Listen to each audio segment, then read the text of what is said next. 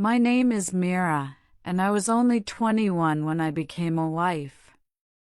I grew up in a quiet village where everyone knew each other, where girls learned early to cook, clean, and dream silently. Like many young women, I dreamed of love, but my dreams were mixed with fear. I was afraid of marriage, afraid of the first night, afraid of becoming someone's wife before I fully understood myself. My friends whispered stories to me. Some said the first night was painful, some said it was confusing, some said it changed everything. I listened, nodded, and smiled, but inside my heart felt small and scared. The wedding day came quickly, louder than I expected. There was music, laughter, food, and endless faces. I smiled until my cheeks hurt. I hugged my parents and felt my mother's hands tremble as she held me. When I left my childhood home, my feet felt heavy, as if I were walking away from myself. My husband's name was Daniel. He was kind, but we barely knew each other. Our marriage was arranged, like many in our town. When we arrived at his family's house, everyone welcomed me warmly. They called me daughter, they praised me, they smiled. But when the night grew quiet and the guests finally left, my fear returned. I was led to our room. The door closed softly behind me. The room smelled of flowers and clean sheets. The bed looked too big. I sat on the edge, my hands folded tightly in my lap. My heart beat fast, loud in my ears. I stared at the floor, afraid to move. Every sound felt sharp. Then I heard the door open. Daniel stepped inside slowly. I didn't look up. I felt my body freeze. He stood there for a moment, then spoke gently, "Mira, you don't have to be scared." His voice surprised me. It wasn't demanding. It wasn't rushed. It was careful. He walked closer but stopped a short distance away. "I know today was a lot," he said. "It was for me too." I finally looked at him. He looked nervous, almost as nervous as I felt. That made my fear soften just a little. He pulled a chair and sat down instead of coming to the bed. That simple act made me breathe easier. He asked me if I was tired, if I wanted water.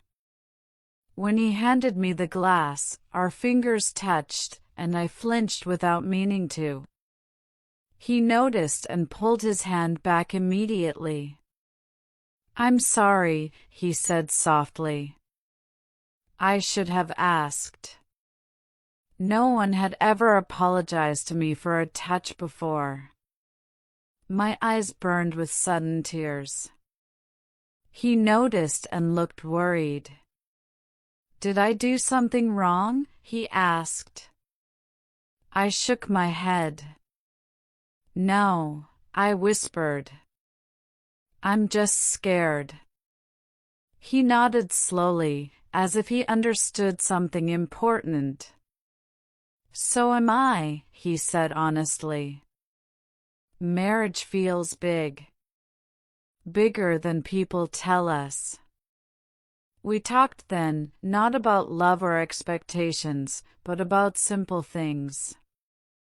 He told me he was afraid of disappointing me. I told him I was afraid of losing myself. The more we spoke, the lighter my chest felt. After a while, he asked quietly, "May I sit next to you?" I nodded. He sat beside me, leaving space.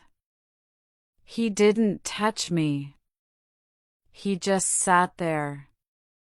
That silence felt safe, not heavy. Then he asked, "Can I hold your hand?" I hesitated, then said yes. His hand was warm, steady. He didn't squeeze. He just held it, as if holding a promise. My fear slowly turned into something else, trust. He told me we didn't need to rush, that marriage was not a race. Tonight doesn't need to prove anything, he said. I want you to feel safe with me. That sentence stayed with me. He leaned forward and kissed my forehead, not my lips. The kiss was gentle, full of care. I closed my eyes and felt my body relax for the first time that day. We lay down side by side, fully dressed, a small space between us. He wrapped a blanket around me and turned off the light.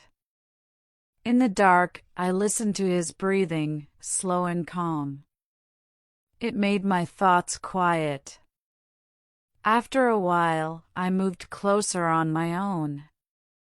He noticed but didn't rush. He simply placed his arm around me, light and respectful. When he kissed me later, it was slow and unsure, but I didn't pull away. I wanted that moment because I felt safe, not because I felt pressure. That night did not change me into a wife the way stories describe.